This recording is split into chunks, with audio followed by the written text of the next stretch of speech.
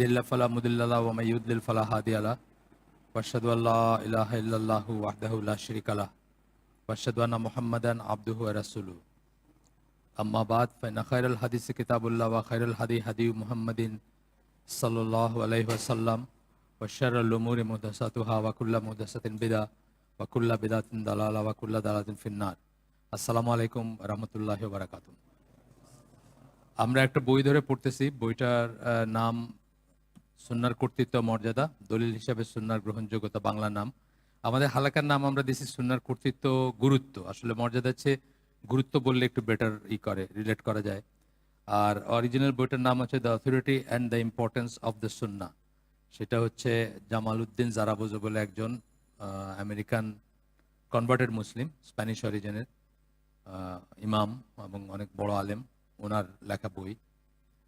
118টা আরবি ভাষার বইয়ের রেফারেন্স আছে এখানে, ওইখান থেকে নেওয়া। বইটা আসলে কম্পাইলেশনই বলা যায় এক ধরনের। তো যাই হোক, আমরা এখন যে চ্যাপ্টারে আছি এই বইয়ের দ্বিতীয় অধ্যায় আছি আমরা। দ্বিতীয় অধ্যায়টার নাম ছিল দলিল হিসাবে সুন্নাহর মর্যাদা ও গুরুত্ব প্রতিষ্ঠায় প্রমাণসমূহ। প্রমাণ গুলা আমরা নিব, মানে সুন্নাহ যে একটা দলিল, রাসূল সাল্লাল্লাহু আলাইহি সাল্লামের কথা যে একটা দলিল, বা রাসূল সাল্লাল্লাহু আলাইহি সাল্লামের আদেশ যে আমাদের জন্য ফরজ, নিষেধ যে আমাদের জন্য হারাম, সেই ব্যাপারগুলা এস্টাবলিশ করার জন্য প্রমাণসমূহ, সেই প্রমাণসমূহ আমরা 4টা উৎস থেকে নিব। আমরা বলছি, আগে পড়ে শুনেছি। একটা হচ্ছে কোরআন থেকে প্রমাণসমূহ, আমরা সেটা শেষ করছি। সুন্নাহ থেকে প্রমাণসমূহ, সুন্নাহ থেকে রাসূলের কথা থেকে যে প্রমাণসমূহ, যে এইগুলা সুন্নাহ যে আমাদের মানতে হবে, আল্লাহ রসুলের আদেশ, আল্লাহ রসুল যা হারাম করছেন সেটাকে হারাম, যা হালাল করছেন সেটাকে হালাল। কোরআনে যদি নাও থাকে, যেটাকে ফরজ করছেন সেটা ফরজ ওয়াজিব, বা যেটাকে অবশ্য করণীয় করছেন সেটা অবশ্য করণীয়, এই ব্যাপারগুলো আর কি। তো আমরা এখন আসি, 2 নম্বরটা ছিল খোদ সুন্নাহ থেকে প্রমাণসমূহ, এখানে আসি আমরা এখন। আর 3 নম্বর হচ্ছে সাহাবীদের বক্তব্য থেকে, ওনাদের বক্তব্য থেকে বোঝা যাবে যে সুন্নাহর গুরুত্ব কতটুকু। আর 4 নম্বর হচ্ছে ইসলামের নেতৃস্থানীয় স্কলারদের সিদ্ধান্ত। নেতৃস্থানীয় স্কলার যখন আমরা বলি, তখন গত 1400 বৎসরে যারা যাদের সবাই চিনেন, যাদেরকে এক নামে সবাই চিনবেন, বা যারা প্রতিষ্ঠিত স্কলার যারা, যেমন ধরেন ফর এক্সাম্পল ইমাম শাতিবি, অথবা ইবন হাজম, বা ইবন কাসির, বা ইবন তাইমিয়া, এনাদের কথা সবাই জানি আমরা। প্রতিষ্ঠিত স্কলার যারা, তারা কি মনে করছেন সুন্নাহ সম্বন্ধে, সেটা হচ্ছে সবচেয়ে শেষে আর। তো আমরা এই সুন্নাহ, খোদ সুন্নাতে কি আছে সেটা ছিলাম। গতদিন আমরা বুখারী মুসলিমের একটা হাদিস দিয়ে শেষ করছিলাম, যেখানে ব্যাপারটা এরকম ছিল যে রাসূল সাল্লাল্লাহু আলাইহি ওয়াসাল্লাম নিজেকে বলতেছেন যে আমি হচ্ছে ওই সাবধানকারী মানুষের মতো, যে একটা পাহাড়ের উপর গিয়ে দেখে যে পাহাড়ের ওই পাশে একটা সেনাবাহিনী আসতেছে এই লোকালয়কে অ্যাটাক করার জন্য, ধ্বংস করার জন্য। তারপরে আমি যখন এসে বললাম, কেউ আমার কথা বিশ্বাস করলো, করে তারা নিরাপদ আশ্রয় চলে গেল। আর কেউ আমার কথা বিশ্বাস করলো না, মানে যে সাবধানকারীর কথা বলতেছেন আল্লাহ রসুল, তার কথা বিশ্বাস করলো না, তারা ধ্বংস হয়ে গেল। এইটা মানে এই হাদিসটাতে আমরা শেষ করছি। এটা লাস্টে আল্লাহ রসুল সাল্লাল্লাহু আলাইহি ওয়াসাল্লাম বললেন, যে আমার আনুগত্য করে এবং আমি যা নিয়ে এসেছি তা অনুসরণ করে, এটা হচ্ছে তার উদাহরণ। মানে এই যে উদাহরণটা দিলেন, যে রাসূলের আনুগত্য করে এবং রাসূল যা নিয়ে আসছেন সেটা অনুসরণ করে, সে এভাবে বেঁচে গেল, সে নিরাপদ আশ্রয় চলে গেল এবং বেঁচে গেল। আর যে সেটা করে না, প্রত্যাখ্যান করে, এটা হচ্ছে তার উদাহরণ। মানে প্রত্যাখ্যান যে করে সেখানে থেকে গেল, সে ধ্বংস হয়ে গেল, ওই সেনাবাহিনী এসে তাকে ধ্বংস করে দিল। তো এটা বললেন আর কি। তো এখানে আরেকটা এরপরে মানে এখানে বোঝার ব্যাপার হচ্ছে, বলতেছে যে কেন কেউ রাসূলের কথা মানবে না, কেন কেউ রাসূলের কথা মানবে না। এটার একটা রিজন, একমাত্র রিজন বা সম্ভাব্য কারণ হচ্ছে তার ইমানের কমতি আছে। সে ইমান বলতে কি সেটা হয়তো বোঝে নাই, অথবা সেটাতে কমতি আছে, তার সন্দেহ আছে, বা সে শুদ্ধ সূত্রটা পায় নাই, বা শুদ্ধ জায়গা থেকে ইমান মানে ইসলাম গ্রহণ করে নাই, বা শুদ্ধ আন্ডারস্ট্যান্ডিং নাই তার, এটাই বলতেছেন। নবীর উপর বিশ্বাস এবং তিনি যা শিখিয়ে গিয়েছিলেন তার উপর বিশ্বাসে তার কমতি আছে। নবীর উপর বিশ্বাসে কমতি আছে, আর যা শিখাই গেছিলেন সেটার উপর বিশ্বাসে কমতি আছে। দুইটা আলাদা জিনিস একটু, কিন্তু একই ইসের থেকে আসে। এই হাদিসে যেমন অত্যন্ত সূক্ষ্ম, যেটা পড়লাম আমরা, যে হাদিসটা পড়লাম বুখারী মুসলিমের, পুরাটা পড়িনি আমরা, শুধু শেষ অংশটা পড়ছি, বাকিটা আমি বলে গেছি। সেটা কথা বলতেছেন, এই হাদিসে যেমন অত্যন্ত সূক্ষ্মভাবে ইঙ্গিত দেওয়া হয়েছে এটাই হচ্ছে যে কারণ নবীর সুন্নাহ অনুসরণ করতে অস্বীকার করার সত্যিকার উৎস। ওই যে মানুষগুলো বিশ্বাস করলো না সাবধানকারীকে, যে ওই পাশে একটা সেনাবাহিনী আছে যেটা আসতেছে তোমাদেরকে অ্যাটাক করতে, বিশ্বাস করলো না। তো বিশ্বাস না করার জন্য তারা ধ্বংস হয়ে গেল। তাইলে এটা সূক্ষ্মভাবে বলা হয়েছে যে বিশ্বাস করে নাই তারা নবীকে, বা ওই সাবধানকারীকে বিশ্বাস করে নাই। এটা হচ্ছে মেইন কারণ যে জন্য তারা সেটা মানতে পারে নাই। আচ্ছা, এরপর থেকে আমরা আজকে যাব অন্য ইসে। এখানে আরেকটা হাদিস আসতেছে, আল্লাহ রসুল বলতেছেন, এই দুইটা হাদিস পরপর পড়বো আমরা। এগুলা হচ্ছে আপনার প্রথমটা হচ্ছে তাবারানি থেকে, যেটা আলবানির মতে সহি।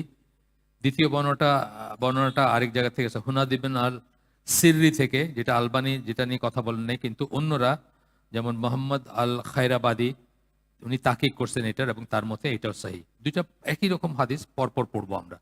প্রথমটা হচ্ছে, যা কিছু যে কাউকে জান্নাতের নিকটবর্তী করে, যা কিছু, যা যে সমস্ত কাজ, যত কাজ করলে জান্নাতে যাওয়ার একটা উপায় হবে বা একটা সুবিধা হবে, আল্লাহ রসুল বলতেছেন, যা কিছু যে কাউকে জান্নাতের নিকটবর্তী করে অথবা আগুন থেকে দূরে সরিয়ে রাখে, একই কথা।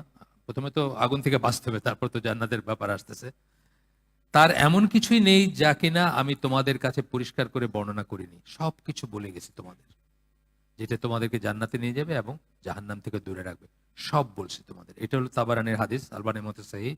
আর পরেরটা হচ্ছে অন্য একটা জায়গা থেকে আসছে বর্ণনা, ওটাও সহি অন্যদের যারা তাকিক করছেন। সেটা হচ্ছে, হে লোক সকল, এমন কিছু নেই যা তোমাদের জান্নাতের কাছে নিয়ে যাবে এবং জাহান্নাম থেকে দূরে সরিয়ে রাখবে। একই কথা, কিন্তু এইটুকু পর্যন্ত একই কথা।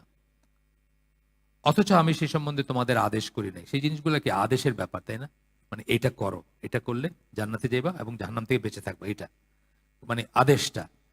আর নিষেধের কথা বলতেছেন, এবং এমন কিছু নেই যা তোমাদের জাহান্নামের নিকটবর্তী করবে, অর্থাৎ জাহান্নামের কাছে নিয়ে যাবে এবং জান্নাত থেকে দূরে নিয়ে যাবে। জাহান্নামের কাছে যাওয়া মানে কি? জান্নাত থেকে দূরে চলে গেলেন, অথচ আমি তোমাদের তা নিষেধ করিনি। এটা আরো কমপ্লিট সেকেন্ড হাদিসটা, দুই দিকেই আসছে, আদেশ নিষেধ দুই পাশেই আসছে কথাটা, এমন কিছু বাদ নাই। এইটা আমরা, আপনারা আমাদের যারা আমাদের সাথে অনেকদিন আছেন তারা জানেন যে আমরা আশহাদু আন্না মুহাম্মাদান আবদুহু ওয়া রাসূলুহু বলতে কি বোঝায়, অ্যাকচুয়ালি আমরা কি বলি, সেটার উপর আমরা একটা হালাকা করছি। এখানেও করছি, অন্য সব জায়গায় করছি, সব জায়গায় করি আমরা। সেখানে আমরা আপনাদেরকে বলছিলাম যে তিনটা সি মনে রাখতে বলছিলাম, ক্লিয়ারলি, কমপ্লিটলি, কারেক্টলি। আল্লাহ রসুল যে বাণী নিয়ে আসছিলেন, আল্লাহ থেকে যে মিশনে পাঠাইছিলেন, উনি সবকিছু ক্লিয়ারলি বলে গেছেন। কোনো লুকাছাপা নাই, জাহিরি বাতিনি বলতে কিছু নাই, সব একদম ফকফকা পরিষ্কার, ক্লিয়ারলি, কমপ্লিটলি, কিছু ভুলে যান নাই, বাদ দেন নাই, ভুল করেন। অ্যান্ড কারেক্টলি, কারেক্টলি মানে কোনো ভ্রান্ত কিছু আপনাকে শেখান নাই। এই তিনটা কিন্তু আপনার বিশ্বাসের একদম মানে মানে প্রথিত থাকতে হবে এই বিশ্বাসটা আপনার ভিতরে, তাহলেই কিন্তু আপনি কোনো বিদাত করতে পারবেন না। বেদাত যারা করে তারা কি কেন করে বেদাত? এই তিনটা বোঝে না দেখে করে। তারা মনে করতেছে আল্লাহ এমন একটা আমল আছে যেটা আল্লাহ রসুল বলতে ভুলে গেছেন, অথবা গোপন কইরা গেছেন, সিনায় সিনায় বলে গেছেন, প্রকাশ্যে বলেন নাই, সুতরাং আপনি এখন এটা করতে হবে। সেটা মিলাদ হোক, সেটা চল্লিশা হোক, সেটা 4 দিন হোক, সেটা আরো একটা কিছু হইতে পারে, তাই না? এটা কিন্তু একটা অত্যন্ত বড় বেয়াদবি, কিন্তু এটা কুফর পর্যায়ে বেয়াদবি অ্যাকচুয়ালি, কেউ যদি এটা করে। কারণ আল্লাহ বলতেছেন যে আজকের দিনে আমি তোমাদের জন্য তোমাদের দিনকে কমপ্লিট করে দিলাম। সূরা মায়দার 3 নম্বর আয়াত, যেটা বিদায় হজের ইসে মাঠে নাজিল হয়। অথচ আপনি তার সাথে আরেকটা জুড়ে দিতেছেন। আপনি একটু জুড়ে দেওয়া মানে কি? তার মানে আল্লাহর ওই কথাটা মিথ্যা প্রতিপন্ন হলো, যে আপনার জন্য আরো কিছু যোগ বিয়োগ গুণ ভাগ করা বাকি রয়েছে। এই বুঝটা আসলে কিন্তু আপনি কোনো বেদাতে যুক্ত হতে পারবেন না। এটা বোঝাটা খুব দরকারি, ক্লিয়ারলি, কমপ্লিটলি, কারেক্টলি। ওই ওই বইটা বলছেন আর কি, যেটা ওইটাও জুমার খুতবা একটা, ওইখানে বলছেন, এই লেখকেরই লেখা, ওইখানে উনি বলছেন যে তিনটা সি আমরা মনে রাখবো, তাইলে আমরা কোনো রকম বেদাতের সংশ্লিষ্ট হতে পারবো না। আর যখনই আমরা বেদাতের সংশ্লিষ্ট হইতেছি, প্রকারান্তরে আমরা বলতেছি আইদার আল্লাহ রসুল সাল্লাল্লাহু আলাইহি ওয়াসাল্লাম তার মিশন কমপ্লিট করেন নাই, কমপ্লিটলি বলেন নাই, কিছু বাদ রেখে গেছেন, অথবা ভুল করছেন। সেটা আরো খারাপ কথা, ভুল জিনিস শিখে গেছেন আপনারে, কারেক্টটা শিখান নাই। চল্লিশা, এই 4 দিন, এটাই হলো কারেক্ট। মিলাদ, ঈদে মিলাদুন্নবী, এটাই হলো কারেক্ট, উনি ভুল করছেন। অথবা আপনি বলতেছেন যে আপনার পরিষ্কারভাবে বলেন নাই, মানে লুকাছাপা আছে। অথচ আল্লাহ রসুলের হাদিস আসবে পরে যে উনি যে অবস্থায় দিনকে রেখে দিয়েছেন, এটা হচ্ছে মানে যেটা রাত এবং দিন সমান, রাত এবং দিন সমান, অর্থাৎ এর মধ্যে কোনো অন্ধকার নাই। আমরা রাতে একটা জিনিস দেখি না, দিনে দেখি। এখানে রাত দিন বলতে কিছু না, রাত এবং দিন সমান। অনেকটা আমি উদাহরণ দিই, যে স্টেডিয়ামে খেলে না এখন, ক্রিকেট খেলে, এত দূর একটা বল দিয়ে খেলে, কয়েন মারে, ওইটাও দেখতে পারে রাত্রের আলোটা এমন ভাবে করে। অনেকটা ওইটার সাথে তুলনীয় আর কি, যে রাত এবং দিন সমান, মানে অ্যাম্বিগুইটি নাই কোনো।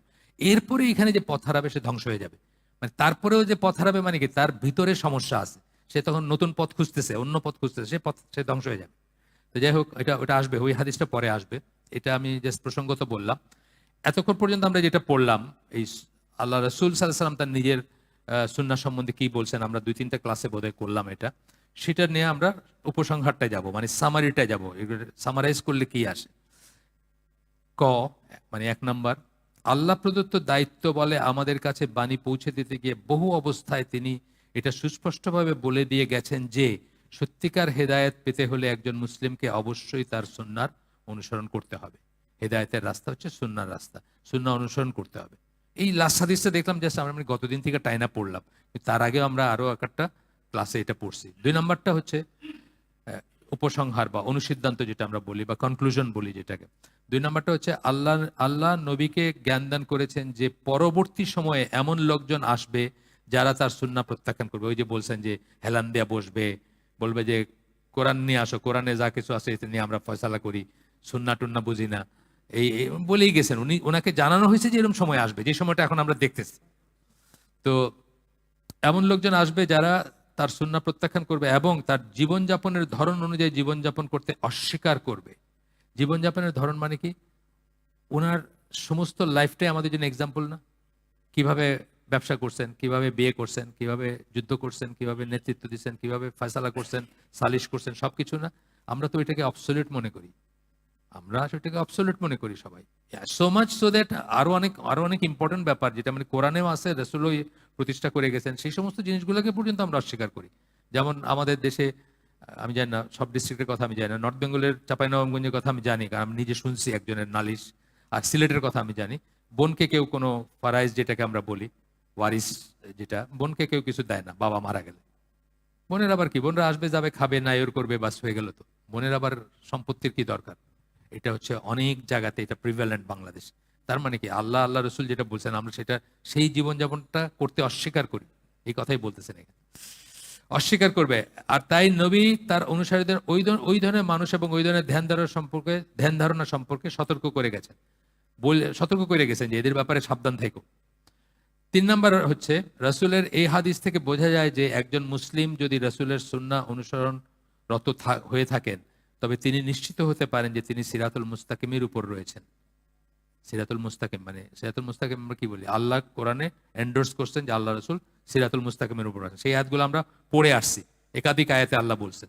তাইলে যদি নবীর ইসের উপর থাকেন, তাহলে সিরাতুল মুস্তাকিমের উপর আছেন, আপনি এটা নিশ্চিত হইতে পারেন। অর্থাৎ ওই পথের উপর যা তাকে সরাসরি আল্লাহর সন্তুষ্টি, ক্ষমা এবং জান্নাতের দিকে নিয়ে যাবে। আল্লাহর সন্তুষ্টি, আল্লাহর ক্ষমা এবং জান্নাতে দিবে। আমরা কোরআনের আয়াত পড়ছি, সূরা আলে ইমরানের 31-32 নম্বর আয়াত পড়ছি, যেখানে আল্লাহ বলছেন যে বলো তোমরা যদি আল্লাহকে ভালোবাসো তাহলে আমাকে অনুসরণ করো, আছে না?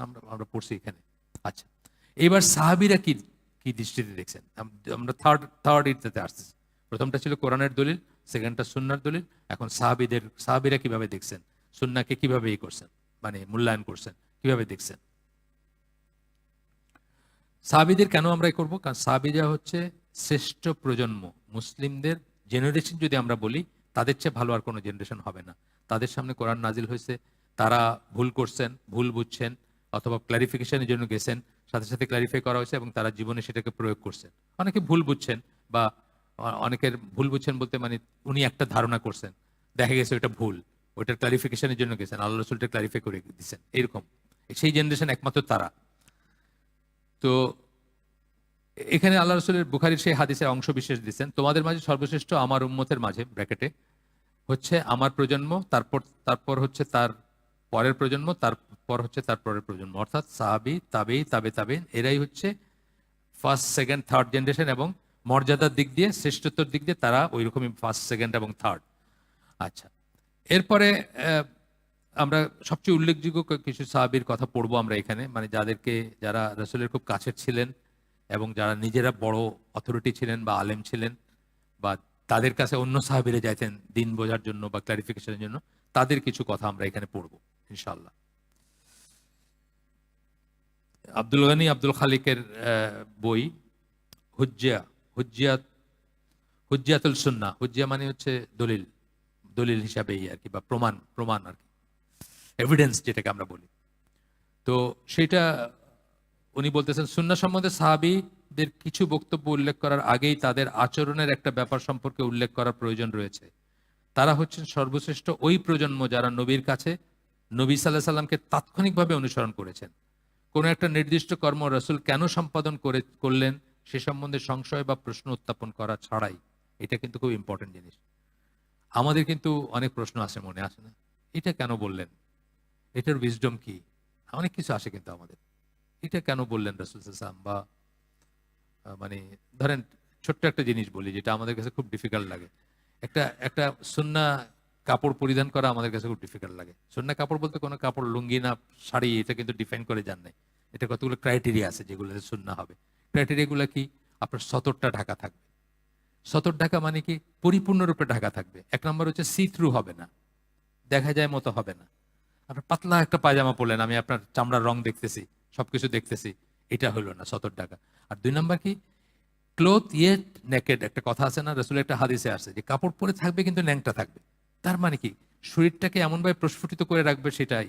তা আমরা আমাদের মেয়েদের কথা বাদই দেন, আমাদের পুরুষদের ভিতরে তো আমরা এই সুন্নাহটা ফলো করতে পারি না। আমাদের মসজিদগুলোতে দেখবেন মানে তাকানো যায় না, টাইট জিন্স, মানে আপনার ওই যে স্ট্রেচ জিন্স পরে উপরে গেঞ্জি পরে আইসা শেষ দেয় আপনার সামনে, আপনি তার প্রত্যেকটা ভাঁজ দেখতেছেন। পর্দা কি খালি মেয়েদের জন্য নাকি? ছেলেদের জন্য পর্দা। আপনার হয়তো লিমিটটা ডিফারেন্ট, পর্দা তো আপনার জন্য। তো এগুলো বোঝার ব্যাপার আছে। তো যাই হোক, তারা কিন্তু প্রশ্ন করেন নাই। এই যে আমাদের, আমি যে প্রসঙ্গে এই কথাটা আসলো, যে আমাদের অনেকেরই মনে হয় যে টাকনোর উপরে কাপড় বললে এটা তো একটা সমস্যা করে দিয়ে গেছেন রাসূল সাল্লাল্লাহু আলাইহি ওয়াসাল্লাম। আর এই যে আমাদের এত ফ্যাশনেবল সুন্দর সুন্দর জিন্স, জর্ডাস, সার্জিও ভ্যালেন্টিনো নাম করা ব্র্যান্ড আছে না, যেগুলা হাই প্রাইস ব্র্যান্ড আর কি, কত সুন্দর সুন্দর, কত সুন্দর লাগে দেখতে মানুষের, এগুলাও নাকি পরা যাবে না। এগুলাও নাকি পরে রাস্তায় হাঁটলে পর্দা হবে না। ছেলেদের, মেয়েদের কথা বাদই দিলাম, ছেলেদেরও তো মানে ব্যাপারগুলো আসে। তো এইটাই বলতেছি যে আল্লাহ রসুল সাল্লাল্লাহু আলাইহি ওয়াসাল্লামের, ওনারা কিন্তু প্রশ্ন উত্থাপন করেন নাই যে এটা কেন। আমরা দেখবো অনেক কটা হাদিস, দেখবো অনেক কটা ঘটনা দেখবো যে রাসূল সাল্লাল্লাহু আলাইহি ওয়াসাল্লাম একটা সোনার আংটি পরতেন। তো সবাই সোনার আংটি পরতে শুরু করলো। তারপরে এক সময় উনি এটা পরিত্যাগ করলেন এবং বললেন যে আমি আর কখনো এটা পরবো না, আর কখনো পরবো না।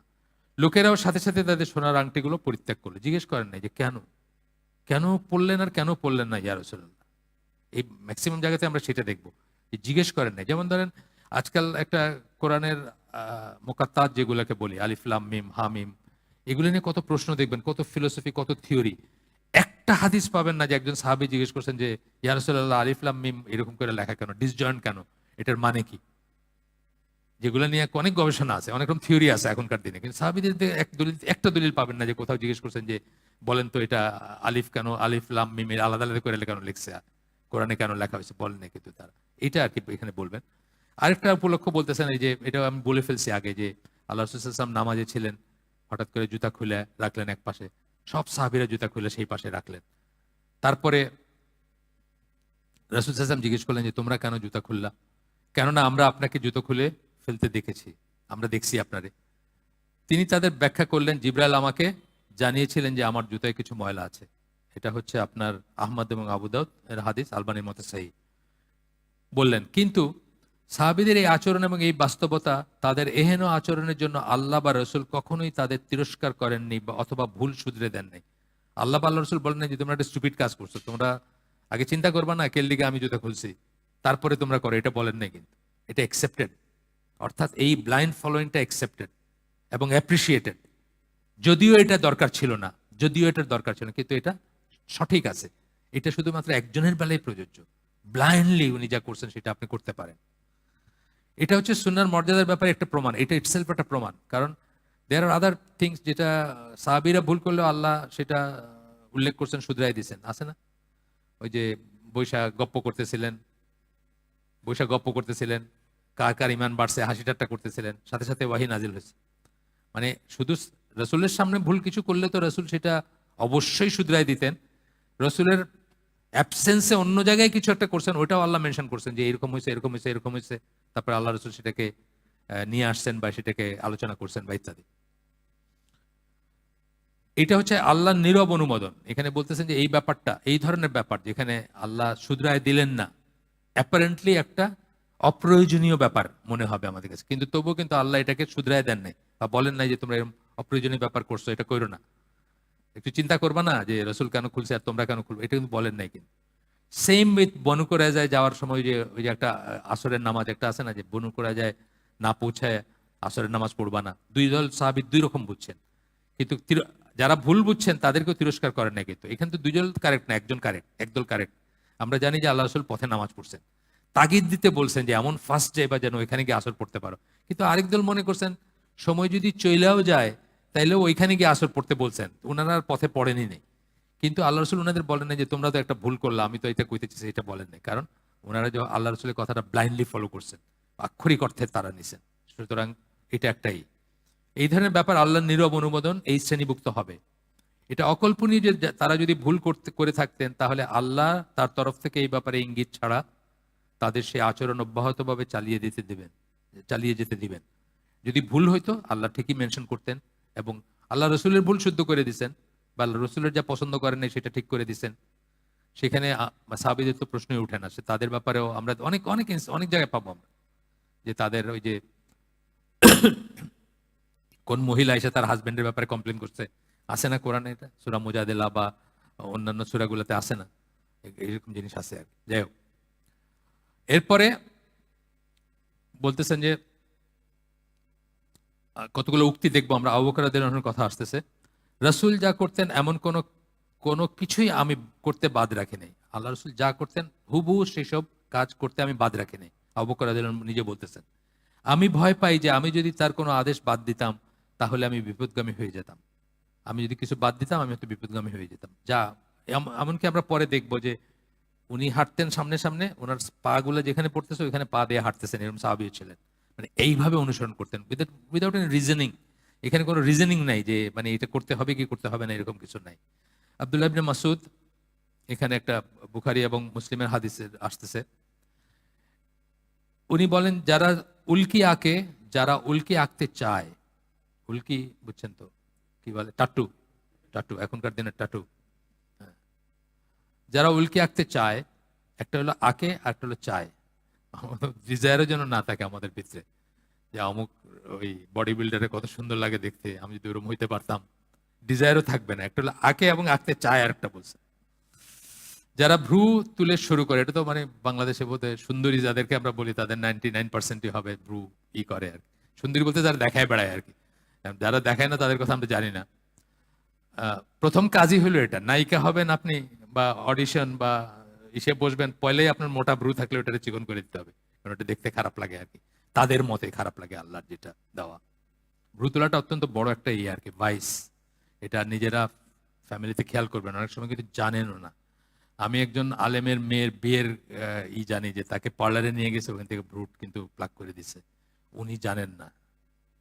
মানে আমার ওয়াইফ বলছে, আমার ওয়াইফ যেহেতু অন্তপুরে ছিল, কিন্তু উনি এই দেশের বড় একজন আলেম, কিন্তু ওনার মেয়ের ভ্রু যে প্লাক করে দিছে, পার্লারে নিয়ে গেছে সাজাইতে, ওইখানে তো তারা তাদের মতো করে সাজাইছে। পার্লার কারা চালায়? পার্লার কি আপনার হিজাবি নেকাবি এই 5 ওয়াক্ত সালাত পড়া মেয়েরা চালায় নাকি? পার্লার যারা চালায় তাদের চোখে যেটা সুন্দর তারা ওইটা বানায় দিছে।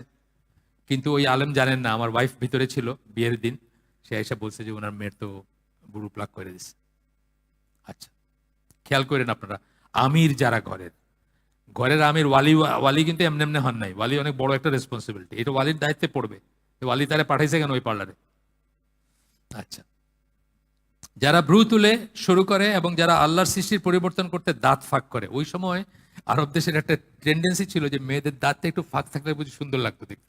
এটা হয় এক একটা কালচার এক এক। আপনি দেখবেন নাইজেরিয়ান বা ওই পাহাড়ি দেখবেন এইখান দিয়ে নাকের ভিতর দিয়ে কি একটা ঢুকায় রাখছে, হ্যাঁ ওইটা দেখতে খুব সুন্দর লাগতেছে। মানে কানে একটা করে রাখছে, সুন্দর লাগছে। বা গলায় স্প্রিং পরে রাখছে গলাটারে লম্বা করার জন্য, এটাই সুন্দর লাগতেছে, মানুষের চোখে ওইটা সুন্দর লাগে। হইতে পারে এটা তো, আমাদের তো আর বুঝি না দাঁত ফাঁক, আমাদের উল্টা এখন ব্রেস লাগায়। আমাদের দেশে এখন ব্রেস লাগায় দাঁতের ফাঁক বন্ধ করে আর। তো ওই সময় ছিল এটা আর। তো বলতেছে যে তাদের উপর আল্লাহর অভিশাপ, এটা আব্দুল্লাহ ইবনে মাসউদ বলছেন। তখন ইয়াকুব বলে একজন ওইখানকার বাসিন্দা বোঝা যাচ্ছে, বা সবাই চেনেন এরকম কেউ, উনি ইসের কাছে আসছেন, ইবনে মাসউদের কাছে আসছেন, এসে বলছেন যে আমি শুনছি আপনি নাকি এমন কথা বলছেন, মানে এই কথাগুলা কি, কথাটা কি ছিল, তাদের উপর আল্লাহর অভিশাপ, এই কথা নাকি আপনি বলছেন। চ্যালেঞ্জ করছেন আর কি এসে ওনাকে। এটা আল্লাহ রসুলের ব্যাপার না, সাহাবিকে এসে চ্যালেঞ্জ করছেন, বড় সাহাবি। তো তিনি তাকে বললেন, আব্দুল্লাহ ইবনে মাসউদ বললেন আল্লাহ রসুল যেটাকে অভিশাপ দিয়েছেন এবং যা আল্লাহর কিতাবে পাওয়া যায় সেরকম ব্যাপারে যদি আমি অভিশাপ দেই তাহলে আমার দোষ কোথায়? বলছেন যে আল্লাহ রসুল যেটাকে অভিশাপ দিয়েছেন আর যদি আল্লাহর কিতাব অনুযায়ী হয় সেটা, তাহলে আমার দোষ কোথায়? তখন ওই মহিলা মানে আরো খুব নলেজেবল ছিলেন, উনি বলতেছেন আমি আল্লাহর কিতাব শুরু থেকে শেষ পর্যন্ত পড়েছি, কিন্তু কোথাও আপনি যা বলেছেন তা পাই নাই। মানে আমি একদম আল্লাহর কিতাব পুরাটা পড়ছি, আপনার এই কথা কোথাও পাই না যে এদের উপর অভিশাপ আল্লাহর, এরকম কথা আমি পাই নাই, বা এর উপর অভিশাপ এটা পাই নাই। আব্দুল্লাহ তাকে বললেন আপনি পড়ে থাকলে তো আপনি পাওয়ার কথা, মানে আপনি যদি পড়ে থাকেন তাহলে তো আপনার এটা পাওয়ার কথা। আপনি কি পড়েননি আল্লাহ রসুল তোমাদের যা দেন তা গ্রহণ করো এবং যা নিষেধ করেন তা থেকে দূরে থাকো, সূরা হাশরের আয়াত 7 নম্বর আয়াত। আপনি কি এটা পড়েন নাই? মহিলা তখন বললেন হ্যাঁ পড়ছি। তিনি আল্লাহ রসুল সাল্লাল্লাহু আলাইহি ওয়াসাল্লাম এসব জিনিস নিষেধ করেছেন। তখন বললেন যে আব্দুল্লাহ মাসুদ বললেন যে আল্লাহ রসুল এসব নিষেধ করছেন এবং আল্লাহ বলে দিচ্ছেন যে উনি যা নিষেধ করছেন ওগুলো ত্যাগ করো, ওগুলো ত্যাগ করো আর যা দিচ্ছেন সেটা গ্রহণ করো। এই ঘটনা একজন সাহাবী নবীর প্রদত্ত বিধিনিষেধকে আল্লাহর বিধিনিষেধ বলে উল্লেখ করেছেন। এটা খেয়াল করার ব্যাপার হচ্ছে এইটা যে সাহাবীরা কিভাবে আল্লাহ রসুলের কথাকে নিতেন। আল্লাহ রসুল যেটা নিষেধ করছেন ওটা আল্লাহ নিষেধ করছেন, এটাই তাদের কাছে ছিল ইকুইভ্যালেন্ট, কোনো রকম ডিফারেন্স করতেন না তারা। আমরাও সেই ডিফারেন্সটা করবো না। আমরা প্রথমেই বলছি যে লেজিসলেশনের ব্যাপারে কোরআন এবং সুন্নাহ একই হরিজন্টাল অ্যাক্সেসে। আর সোয়াব, তেলাওয়াতের সোয়াব বা পড়াশোনার সোয়াব কোনটা বেশি কোনটা কম, সেটা হইলে কোরআনের মর্যাদা অনেক বেশি। কোরআনে অলৌকিক ব্যাপার আছে, কোরআনের প্রত্যেকটা হরফের জন্য সোয়াব আছে, অ্যান্ড সো অন। আচ্ছা, এরপরে আব্দুল্লাহ ইবনে মাসুদ তার ব্যাখ্যায় দেখান যে আল্লাহ রসুল যা নিষিদ্ধ করেছেন তা আসলে আল্লাহ যা স্পষ্টভাবে নিষিদ্ধ করেছেন তার মতোই গুরুত্বপূর্ণ। এই ব্যাপারে তার প্রমাণ ছিল সূরা হাশরের 7 নম্বর আয়াত। গেল এটা।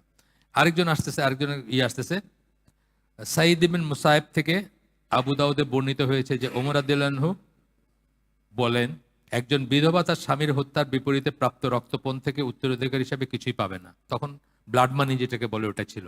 কেউ কাউরে মাইরে ফেলছে, তখন ওই পরিবার সেটেল করতে পারতো, জানের বদলে জান ঠিক আছে, কিন্তু পরিবার সেটেল করতে পারতো ব্লাড মানি দিয়ে। তো সেই ব্লাড মানি থেকে ওয়াইফ কিছু পাবে না। ওমর রাদিয়াল্লাহু আনহু এটাই করছেন, কারণ প্রাইমারিলি যে মারা গেল সে হলো তার তার বাপের ফ্যামিলির, মানে ধরেন একটা ছেলে যদি মারা যায় তার বাবার যে ফ্যামিলি সেই ফ্যামিলির মেম্বার, তাদের সাথেই কিন্তু এটা এই বার্গেনটা চলে বা যে সেটেলমেন্টটা চলে। সুতরাং ওয়াইফ তো বাইরের মানুষ, সে কিছু পাবে না, এটা ওমর রাদিয়াল্লাহু আনহু বলছেন কোন একটা ঘটনায় আর কি। আচ্ছা, এরপরে বলতেছেন যে আদ-দুহাক ইবনে সুফিয়ান ওমর রাদিয়াল্লাহু আনহুকে বললেন যে রাসূল সাল্লাল্লাহু আলাইহি ওয়াসাল্লাম একবার তাকে লিখেছিলেন যে আশ-শিয়ামা যাহাবি, স্ত্রীকে যেন তার স্বামীর রক্তপণের একটা অংশ উত্তরাধিকার হিসেবে দেওয়া হয়। আরেকজন সাহাবী বললেন আল্লাহ রসুল তাকে বলছিলেন অমুক অমুক মানুষের যে রক্তপণ, তাকে কেউ হত্যা করছে, সেটার একটা অংশ যেন তার স্ত্রীকে দেওয়া হয়। ওমর রাদিয়াল্লাহু আনহু তারপর তার সিদ্ধান্ত পরিবর্তন করেন। এইরকম ওমর রাদিয়াল্লাহু আনহুর ব্যাপারে বা যারা খলিফা ছিলেন তাদের অনেক ঘটনা আমরা পাবো, যেখানে তারা রাষ্ট্রীয় পর্যায়ে, এতে তো রাষ্ট্রীয় পর্যায়ে না, এটা তো একটা জাস্ট সেটেলমেন্ট, রাষ্ট্রীয় পর্যায়ে আমরা পরে পড়বো, রাষ্ট্রীয় পর্যায়ের সিদ্ধান্ত চেঞ্জ করে ফেলছেন। আচ্ছা, এরপরে আসতেছে তার আরেকটাই আসতেছে যে এটা থেকে আমরা বুঝলাম যে না জেনে এমন একটা অবস্থান উনি নিছিলেন যেটা আল্লাহ রসুলের অবস্থানের বিপরীত, যখনই জানলেন জেনে সাথে সাথে ঠিক করে নিলেন। আচ্ছা, এরপরে আরেকটা আসতেছে একটা নির্দিষ্ট সিদ্ধান্ত নেওয়া হয়েছিল, কেননা একজন সাহাবী সদৃশ ঘটনার ব্যাপারে নবী সাল্লাল্লাহু আলাইহি ওয়াসাল্লাম একটা হাদিস বর্ণনা করেছেন। তারপর ওমর রাদিয়াল্লাহু আনহু বলেন আমরা যদি হাদিস, আরেকটা ঘটনা, আমরা যদি হাদিস না শুনতাম তবে আমরা একটা ভিন্ন সিদ্ধান্ত নিতাম, আমরা আমাদের মতামত অনুযায়ী বিচার করতাম। মানে আরেকটা ঘটনায় বলছেন যে যদি হাদিসটা না জানতাম তাহলে তো ভুল করতাম, নিজেদের বুঝ মতো নিতাম। আচ্ছা, এখানেও ইমাম শাফি যেমন মন্তব্য করেন ওমরের সিদ্ধান্ত নবীর সিদ্ধান্ত অনুযায়ী হতো না, কিন্তু যখন তাকে নবীর সিদ্ধান্ত জানানো হলো ওমর জানালেন এই ব্যাপারে তার আর কিছুই বলার রইল না। এটাই ছিল তাদেরই, নবীর সিদ্ধান্ত জানছেন, আমার আর কোনো বুদ্ধিবাদ্যের কিছু নাই, আমি কত ইম্পর্টেন্ট, কত দুনিয়ার কত বড়, দুনিয়া জয় করে ফেলছি, আমার এগুলোর কোনো মানে নেই। সহিহ বুখারীতে আরেকটা আসতেছে যে আরেকটা হাদিস, এটা আগে আমি আপনাদের সাথে শেয়ার করছি এখানে, যে ওই সিরিয়া ভিজিটে যাবেন, স্টেট ভিজিট, সিরিয়াতে যাচ্ছেন, একটা একটা প্রভিন্স বা একটাই, সেখানে যাবেন। এই অবস্থায় আব্দুর রহমান ইবনে আওফ তার কাছে আসলেন, এসে বললেন যে নবীর একটা হাদিস বললেন, যদি তোমরা শোনো যে কোনো নির্দিষ্ট স্থানে মহামারী দেখা দিয়েছে তবে সেই স্থানের উদ্দেশ্যে যাত্রা শুরু করো না, এবং তুমি যদি সেই স্থানে থাকো, আগে থেকে থাকো, অবস্থান করে থাকো, তবে সেই স্থান ত্যাগ করো না। এটা শুনে ওমর বুঝলেন যে তার তার জন্য আল শামের দিকে যাওয়াটা সঠিক হবে না, কারণ সেখানে একটা মহামারী দেখা দিয়েছে, তখন প্লেগ দেখা দিয়েছিল সেই জন্য। তো এই জন্য উনি আবার মদিনায় ফিরে আসলেন, মানে স্টেট ভিজিট ক্যান্সেল করে দিলেন, সোজা কথা। যেহেতু নবী এটা বলে গেছেন, এটা তার জানা ছিল না। এখানে মানে দুইটা শিক্ষা খুবই, একটা হলো যে পরিবর্তন করার ব্যাপারটা, যে কিভাবে তারা স্টেট পলিসি চেঞ্জ করে ফেলছেন বা একটা স্টেট ডিসিশন যেটা চেঞ্জ করে ফেলছেন। আর দুই নম্বরটা হচ্ছে যে সব ওমর রাদিয়াল্লাহু আনহু সাহাবীও সব হাদিস জানতেন না।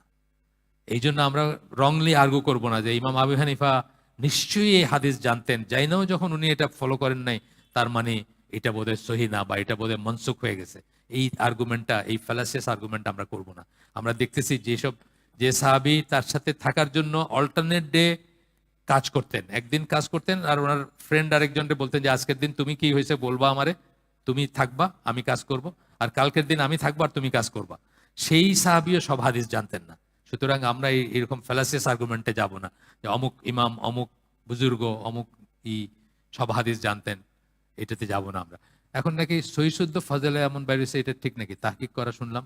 হ্যাঁ, না একটা তো আহলে হাদিসরা বাইর করেছে, সেটা না, ওইটাই শুদ্ধ করে বাইরেছে, তাই না? আচ্ছা, এটা দেখতে হবে তাহলে।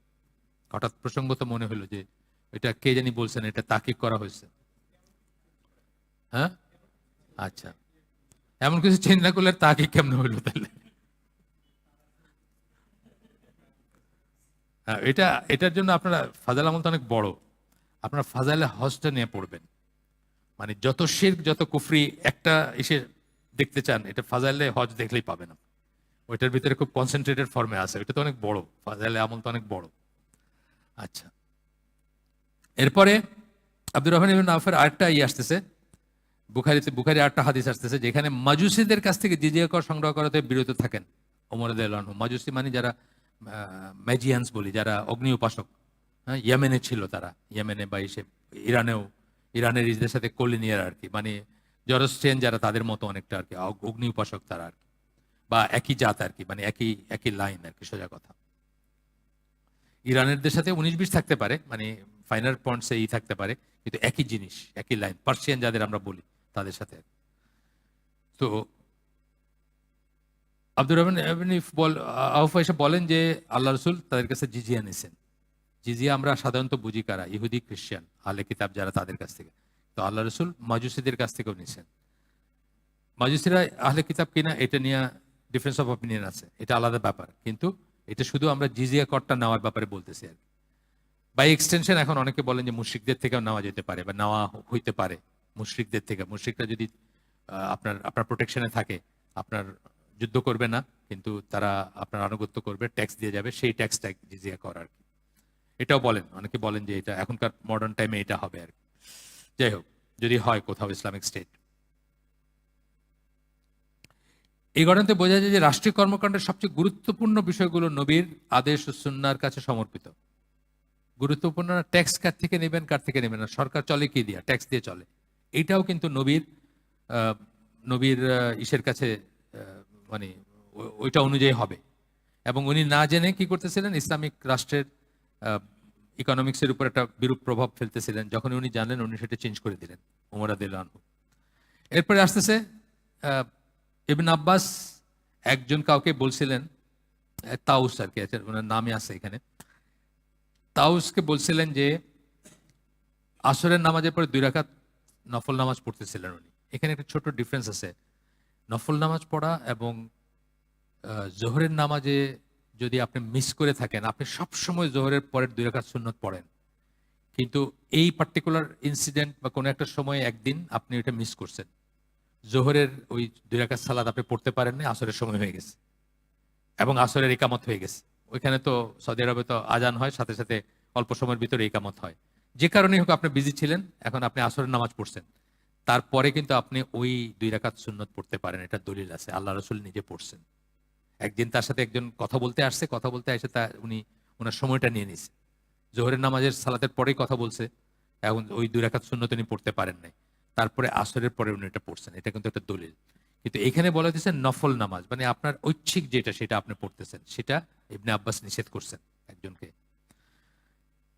তখন উনি উত্তর দিলেন যে না, উনি সেটা পড়বেন, উনি উনি পড়বেন, উনি কন্টিনিউ করবেন। এটা আমাদের ভিতরে অ্যারোগেন্স আছে, আপনি কাউকে না করে দেখেন সে বলে আপনার কি, বা আছে না একটা, মানে মানুষ এটা অনেক সময় পছন্দ করে না, অনেক সময় নিতে পারে না। তো তখন ইবনে আব্বাস তাকে বললেন, আল্লাহ রসুল আসরের সালাতের পরে সালাত নিষিদ্ধ করেছেন, মাগরিবের আগ পর্যন্ত ব্র্যাকেটে। সুতরাং আমি জানি না তুমি যে সালাত আদায় করছো তার জন্য তুমি শাস্তি পাবে না পুরস্কৃত হবে। আমি জানি না তুমি শাস্তি পাবে না পুরস্কৃত হবে, মানে আল্লাহ রসুল না করছেন। নিশ্চয়ই আল্লাহ বলেছেন, এই বইলা সূরা আহজাবের 36 নম্বর আয়াত, সূরা আহজাবের 36 নম্বর আয়াত উনি কোট করলেন ইবনে আব্বাস।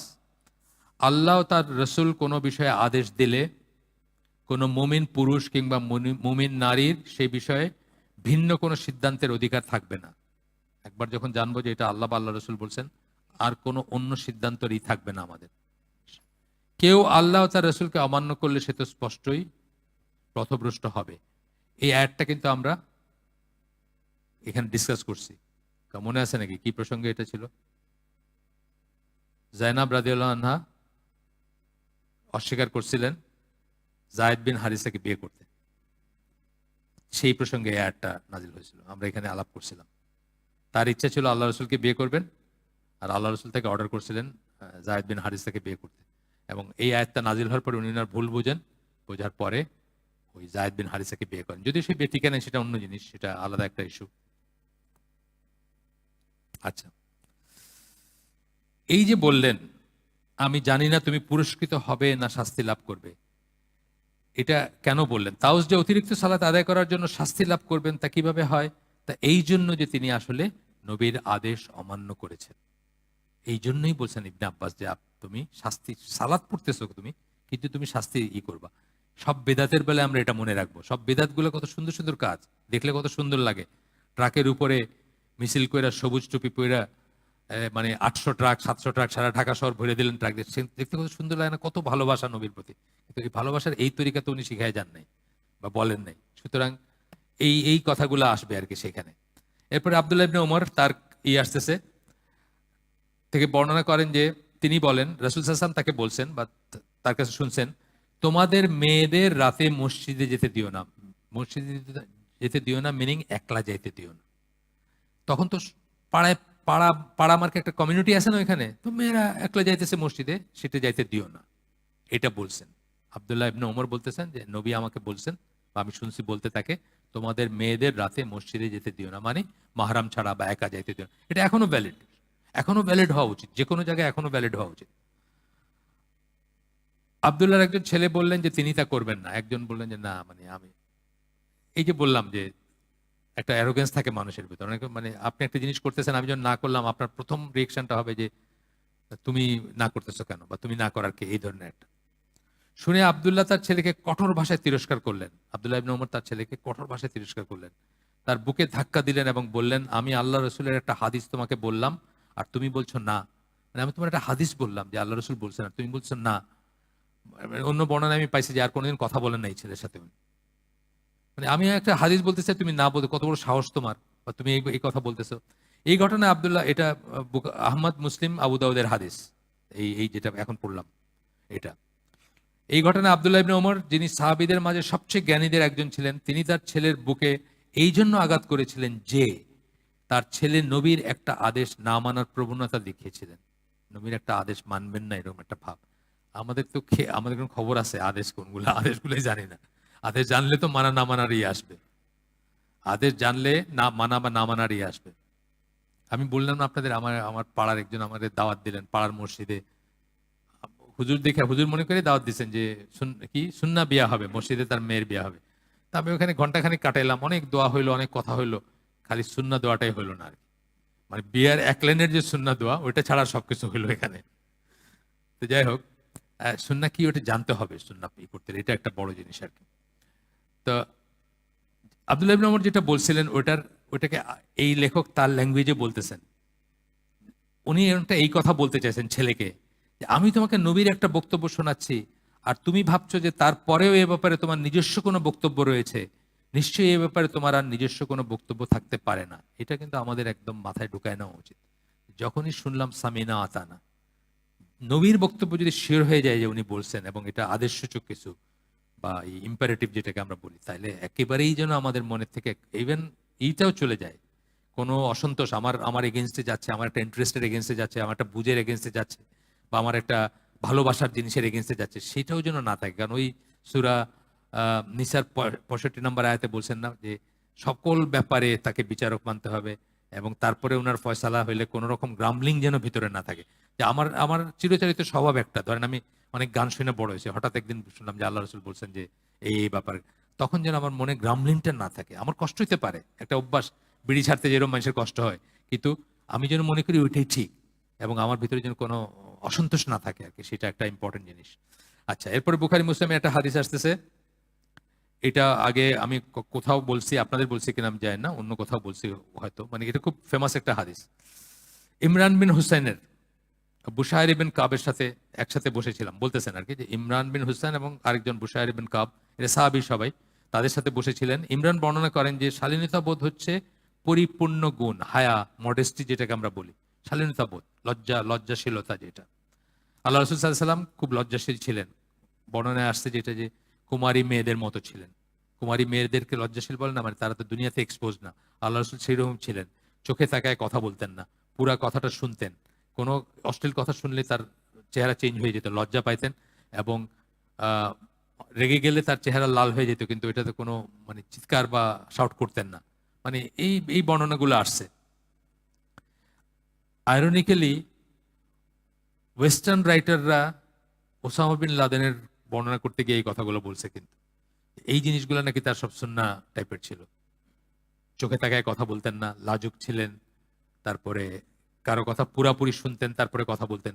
ওয়েস্টার্ন রাইটাররা লিখছে, মানে কাফেররা লিখছে আর কি, আমি পড়ছি কোথাও। আমি ওনার উপর তো বেশ কয়েকটা বই পড়ছি, তার ভিতরে একটা বইতে এটা পাইছে যে এই সুন্নাহগুলা তার ছিল আর কি, যে চোখটা নিচু করে কথা বলতেন, বা অ্যারোগেন্স বা শাউট করতেন না, বা জোরে কথা বলতেন না। যাই হোক, ফিরে আসি এখানে। অথবা তিনি বলেছিলেন শালীনতা বোধ পুরাটাই ভালো। এটা শুনে বুশায়র ইবনে কাব বললেন, আমরা নির্দিষ্ট কিছু বই, এগুলো জ্ঞানের কিতাব। জ্ঞানের কিতাব মানে ধরেন এখন আমি কোরআনে একটা পাইছি, ওইটা যখন বলতেছি আপনি আমার সাথে আর্গু করতেছেন, কিন্তু রবীন্দ্রনাথ ঠাকুর এটা বলে গেছেন, বা লালন ফকির এটা বলছেন, করবে কিন্তু মানুষ আছে, কিন্তু দুনিয়াতে মানুষ আছে আপনাকে বলবে যে উনি এটা বলছেন, এত বড় ফিলোসফার, এত বড় এই, কোরআনে না হোক, আমি সুন্নাহর কথা বলতেছি আপনাকে, আপনি আমার সাথে সাথে বললেন যে রবীন্দ্রনাথ কিন্তু এরকম বলে গেছে। এইরকম একজন বলছেন যে নির্দিষ্ট কিছু বই অথবা জ্ঞানের বইয়ে দেখতে পাই যে, কোন জ্ঞানের বই তখনকার প্রচলিত আরবে, এটা হচ্ছে আল্লাহ প্রদত্ত মনের প্রশান্তি বা আল্লাহর খাতিরে ভদ্র আচরণ। আল্লাহ প্রদত্ত মনের প্রশান্তি, যদি আপনার হায়া থাকে, আপনার লজ্জাশীলতা থাকে, এবং ভদ্র আচরণ যদি করেন। তারপরে বলতেছেন এর কিছু দুর্বল দিকও আছে।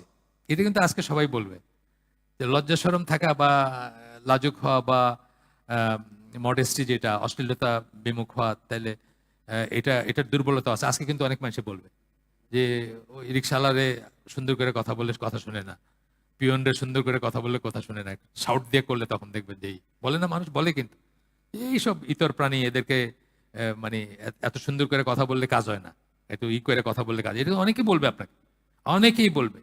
এবং এটা তো আমাদের ব্রেনের ভিতরে চলে আসছে। আমরা আর্গু করব যে আর্মিতে, নেভিতে, এয়ারফোর্সে বা যে সমস্ত জায়গায় এই চলে, এত শাউটিং কেন হয়? শাউট করে হলে কাজ হয়, ভালোভাবে করলে কাজ হয় না, এটা তো আমার ব্রেনের ভিতরেই আছে। কিন্তু ইনারা তো দেখাই দিয়ে গেছেন যে ভালোভাবে বললে কাজ হয়, দেখাই দিয়ে গেছেন না। আল্লাহ রসুল কি কখনো কাউরে গালিগালাজ করছেন কোনো জায়গায়? আছে, কিন্তু তার জন্য প্রাণ দিছে না তার ইরা, তার জন্য প্রাণ দিছে তো তার ইরা, যারা ফলোয়ার ছিল তার। ইমরান এতই রাগান্বিত হলেন, ইমরান যিনি প্রথম হাদিসটা বর্ণনা করতেছেন, খুব রেগে গেলেন তিনি, চক্ষু লাল হয়ে উঠলো, এবং তিনি বললেন, আমি তোমাদের কাছে আল্লাহ রসুলের একটা হাদিস বর্ণনা করছি, আর তুমি তার বিরোধিতা করছো। তুমি তার উপরে মাতবরি করে কইতেছো যে অমুক জ্ঞানের বইতে আছে যে এটার দুর্বলতাও আছে এটার। আমি বলতেছি all of it is good. আল্লাহ রসুল বলছেন all of it is good. লজ্জাশীলতা, মডেস্টি যেটা আমরা বলি, বা সুন্দর আচরণ, বা কি বলে অশ্লীলতার উল্টা যেটা আর কি, হায়া যেটাকে বলি আমরা। আর তুমি কইতেছো এটার ভিতর দুর্বলতা আছে, মানে ওই যে গালি দেওয়া যায় না, জোরে শর্ট করা যায় না, এসব দুর্বলতা আর কি। আব্দুল হামিদ সিদ্দিকীর আসতেছে, একটা মন্তব্য আসতেছে এখানে এই হাদিসটার উপরে, যেটা আমরা মাত্র শেষ করলাম। উনি বলেন, এই হাদিস একজন নবীর মর্যাদা ব্যাখ্যা করে। নবীদের জ্ঞানের উৎস ঐশ্বরিক, ঐশ্বরিক মানে ডিভাইন, যেটাকে আমরা বলি ওয়াহি, আল্লাহর কাছ থেকে আসছে তাদের জ্ঞান, তাদের জ্ঞানের উৎস আল্লাহর কাছ থেকে আসছে। আর তাই তার নিখুঁত এবং সকল প্রকার ত্রুটি মুক্ত, নিখুঁত এবং কোনো ফ্ল নাই, সেটাতে ত্রুটি নাই। মানুষের প্রজ্ঞা, পর্যবেক্ষণ, অভিজ্ঞতা ও মতামতের উপর ভিত্তি করে মানুষের প্রজ্ঞা, মানুষের যে প্রজ্ঞা সেটা পর্যবেক্ষণ, অভিজ্ঞতা, মতামতের উপর ভিত্তি করে গড়ে ওঠে। আমাদেরগুলা কি এক্সপিরিয়েন্স। আমি একটা জিনিস এক্সপিরিয়েন্স করছি, আপনি করেন নাই। আপনি এসে বললেন সৌদি আরবের লোকগুলো সব বজ্জাত, আমি খুব ভালো মানুষ। দুই সেট অফ পিপলের সাথে মিশছি। আপনি আদম ব্যাপারীর হয়ে সৌদি আরব গেছেন, আপনারা ওইখানে গিয়ে এখানে আদম ব্যাপারী, ওইখানে গিয়ে আদম ব্যাপারী খপ্পরে পড়ছেন, আপনারা এক্সপ্লোর করছে, আপনার মনটা একদম বিষয়ে আসছে। আমি গেছি রিলিজিয়াস সার্কেলে গেছি, আমি কি ওইখানে সবচেয়ে দিনদার মানুষগুলোর সাথে মিশছি, আমি দেখছি তারা তাদের ভাইয়ের মতো আমার ট্রিট করছে। আমি এসে একটা বললাম, আপনি একটা বললেন, তাহলে আপনাদের জ্ঞানটাকে রিলেটিভ, আমাদের জ্ঞানটা অ্যাবসলিউট না। কিন্তু আল্লাহ যেটা রসুলকে ওয়াহির মাধ্যমে জানাতেছেন অ্যাবসলিউট, ওই জ্ঞানটা সেটা বলতেছেন আর কি। আর তাই তা কখনোই নির্ভুল হতে পারে না, মানুষেরটা কখনো নির্ভুল হবে না, রিলেটিভ হবে। হ্যাঁ, মানে এবং কমপ্লিটও হবে না মানুষের। আমরা একটা এই বইটা যদি আমি আপনাদের কোনোদিন না দেখাইতাম, এই পাশটা দেখে কি বোঝার উপায় আছে যে এই পাশটা দেখতে কেমন? না, এই পাশ দেখলে দেখবেন একটু অন্যরকম দেখতে, তাই না? তো আল্লাহ মানে ওয়াহি বা আল্লাহ তরফ থেকে আল্লাহ যেমন বলেন পরিপূর্ণ জ্ঞানটা দেন, আপনার আমার জ্ঞানটা সবসময় খণ্ডিত। আমরা কিছুটা দেখবো, কিছুটা ঠিক, কিছুটা দেখবো না, সেটা জানি না আমরা, সেরকম ব্যাপার। এই কারণেই মানব জাতিকে সবসময় নবীদের আদেশ মানার তাগিদ দেওয়া হয়েছে, দার্শনিকদের নয়। এই জন্য মানব জাতিরে নবীদের কথা বলা হয়েছে, যেটার হয়তো অনেকখানি যুক্তিও নাই, অনেকখানি প্রমাণ নাই, অনেকখানি ব্লাইন্ডলি মানতে হবে। প্রমাণ নাই, ব্লাইন্ডলি মানতে হবে। মানে ধরেন মাথা মুছে করলে কি পবিত্রতা হাসিল হয়, কেউ কি প্রমাণ করতে পারবেন? ওজুর সময় মাথা মুছে করলে কোনো কোনো কোনো প্রমাণ নাই। তাওকিফি যেটাকে আমরা বলি, আল্লাহ বলছেন আমরা করতেছি, শেষ। তো এই জন্যই দার্শনিকদেরই করতে বলা হয় না। দার্শনিকদের বলে, দার্শনিক এ আপনার একটা বলতো, বি একটা বলতো, সি একটা বলতো, আপনার নিজেরও একটা দর্শন থাকতো। আমরা দেখছি দার্শনিক দর্শন নিয়ে যারা নাড়াচাড়া করছেন, খুবই বিপজ্জনক ব্যাপার। আপনার ইমাম গাজালির উদাহরণ আমরা দেই, উনি কিন্তু ইসলামের থেকে বা ইসলামের ভিতরে যে সমস্ত ফিলোসফি ঢুকছে ওগুলোকে ঝাড়ু দিয়ে বাইর করার জন্য মানে কাজ শুরু করছিলেন। বই লিখছিলেন তাহফুতুল ফালাসিফা, ইনকোহারেন্স অফ দ্য ফিলোসফার্স। মানে ফিলোসফাররা ওদের কোনো কোহারেন্ট থাকে না, মানে কোনো সঙ্গতিপূর্ণ অসঙ্গত কথাবার্তা বলে আর কি, এইসব। কিন্তু উনি নিজে কি করছেন, নিজের একটা ফিলোসফির জন্ম দিয়ে গেছেন। ওই ফিলোসফি নিয়ে নাড়াচাড়া করতে গিয়ে নিজে একটা ফিলোসফির জন্ম দিয়ে গেছেন। তো এগুলা ব্যাপার আর কি। তো যাই হোক, এই হাদিসের স্পষ্টতে আমরা হাদিসের মর্যাদা সম্বন্ধে জ্ঞান, এই হাদিস স্পষ্টতে আমাদের হাদিসের মর্যাদা সম্বন্ধে জ্ঞান দান করে। এটা হচ্ছে ঐশ্বরিক জ্ঞানের অংশ বিশেষ, আর তাই ধর্মীয় অনুভূতি সহকারে এটাকে গ্রহণ করা উচিত। এখানে অন্যভাবে নিতে হবে এটাকে। মানে ঠিক আছে, আমি যদি উইজডম বুঝি কখনো, খুব ভালো কথা, কিন্তু যদি নাও বুঝি তবু আমাকে এটা নিতে হবে। এটাকে, এটা যে ওয়াহি, এটা যে এটা যিনি সবকিছুকে একবারে দেখেন। আমরা তো বললাম এই যে বইয়ের এই পেট দেখলে ওই পেট দেখি না, কিন্তু এই মহাবিশ্বের সবকিছু যার সৃষ্টি, সবকিছুর মানে অন্ধকার রাতে অন্ধকার কালো পাথরের নিচে একটা পিঁপড়া ক্রল করতেছে, ওইটাও যিনি জানেন, এটা তার তরফ থেকে আসা জ্ঞান। সুতরাং এটাকে যেভাবে নিব, আপনার আমার কথা সেইভাবে নিব না আর কি, এই হচ্ছে কথা। আচ্ছা, এইখানে বুশায়ের কথা বলতেছেন, যেটা আমি বলে ফেলছি আপনাদের, যে প্রাচীন পুস্তকের কথা বলছেন, কিন্তু তা যখন সর্বজ্ঞানী আল্লাহ যা নাজিল করেছেন তার বিরোধিতা করে। রবীন্দ্রনাথ, লালন অথবা প্ল্যাটো অথবা সক্রেটিস, যে কোনো সেটা যদি আল্লাহ রসুল যা নিয়ে আসছেন সেটা বিরোধিতা করে, এটা ড্রেনে যায়, ওটা আমরা পরিত্যাগ করব। তখন সেটাকে কি করে প্রজ্ঞা বলা যায়? তখন আমরা সেটাকে আর প্রজ্ঞা বলবো না, সেটা কোনো প্রজ্ঞা না। এই জন্য আবু জেহেল ছিল আবুল হাকাম না, সবচেয়ে প্রজ্ঞাবান বুদ্ধিমান মানুষ ছিল। সে জাহিল হইল কেন? যখন তার জ্ঞানটা এটার বিরোধিতা করছে, আল্লাহ প্রদত্ত সে বিরোধিতা করছে। দুর্ভাগ্যজনকভাবে যে কেউ এমন অনেক মুসলিম খুঁজে পাবেন যারা এমন সব ধ্যান ধারণা অনুসরণ করেন যা রাসূল সাল্লাল্লাহু আলাইহি ওয়াসাল্লাম যা বলে গেছেন তার বিরোধী। বিশেষত স্বল্পোন্নত দেশের কারো কারোর জন্য বিজ্ঞান সমৃদ্ধ পশ্চিম থেকে আসা যে কোনো কিছুই তাদের নিজস্ব ঐতিহ্যবাহী প্রজ্ঞার চেয়ে উন্নততর মনে হয়। খুব ইম্পর্টেন্ট একটা কথা বলছেন। কাফেরদের থেকে, পশ্চিমা দেশ থেকে, সাদা চামড়াদের থেকে যা কিছু আসছে, আমাদের নিজেদের ট্র্যাডিশনের থেকে ওইটাকে অনেক বেশি উন্নত মনে হয় আমাদের। আমাদের ট্র্যাডিশনটা যদিও কোরআন সুন্নাহ থেকে হয়, তারপরেও আমাদের মনে হয়, যেমন ধরেন আল্লাহ রসুল সন্ধ্যার সময় কি বলছেন? বাচ্চাদের ঘরে ঢুকাইতে বলছেন, দরজা জানলা বন্ধ করতে বলছেন, জাস্ট যখন সানসেট হচ্ছে। আবার পরে বলছেন যে আবার মানুষ কাজ করতে পারে, বাইরে যেতে পারে। এটা আমাদের এখন লাইট ফ্যান আলা, এই ফ্লাড লাইট আলা ঢাকা শহরে মনে হতে পারে এটা কি বলছেন আল্লাহ রসুল, তাই না? মানে আমরা তো ওইটাতে, কিন্তু দেখেন যারা এই দিনের লাইনে আসেন, আজকেও আমি একজনের সাথে এই করছি যে কত মানুষের যে জিনের আসর এবং এই প্রবলেম আছে বাংলাদেশে, প্রতিদিন কেউ না কেউ আমাদেরকে ফোন করে, প্রতিদিন। এক মহিলা গত 2 দিন ধরে আমার সাথে এই মেসেজ চালাচালি করতেছেন। উনি, ওনার কোনো বিবাহিতা, ওনার কোনো বয়ফ্রেন্ড ছিল না, কোনো মেয়ে বন্ধু নাই, উনি মাহরাম নন মাহরাম খুব স্ট্রিক্টলি মেনটেন করেন, কিন্তু নামাজ এক সময় খুব সিরিয়াসলি পড়তেছেন, নামাজ এবং তাহাজ্জুদ সহ, আরেক সময় দেখা গেল ফরজ নামাজ ছেড়ে দিতেছেন।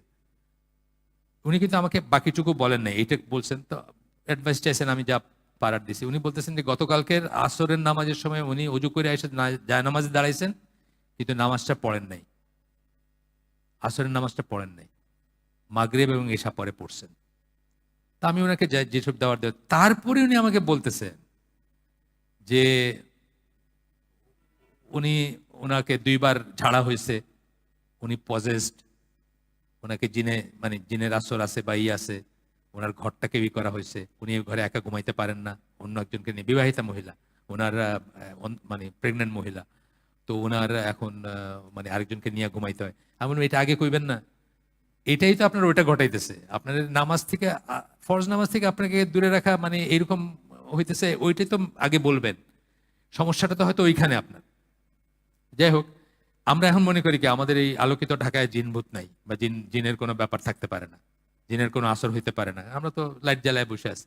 কিন্তু কত যে আছে, আপনি যে কাউরে জিজ্ঞেস করেন, রাকিরা তো ওভার স্ট্রেসড, অ্যাপয়েন্টমেন্ট দিতে পারে না, এত সমস্যা। কারণ শুদ্ধ রাখি তো কম, ওইগুলো তো সব ওই চানখার পোল, এইসব জায়গায় তন্ত্রমন্ত্র করে না, আয়না দেখায় কি করে, ওইগুলা তো বেশিরভাগই তো ওই সব, বা হ্যাঁ ওই তাবিজ দেয়, এটা করে। ওই মহিলার নাকি উনি পড়েন নাই, উনি আবার শিরকের জ্ঞান টন্টনা, শির কুফরের জ্ঞান টন্টন, উনি পড়েন নাই, কিন্তু বোঝা যাচ্ছে যে ওনার ওই সমস্যা থাকতে পারে।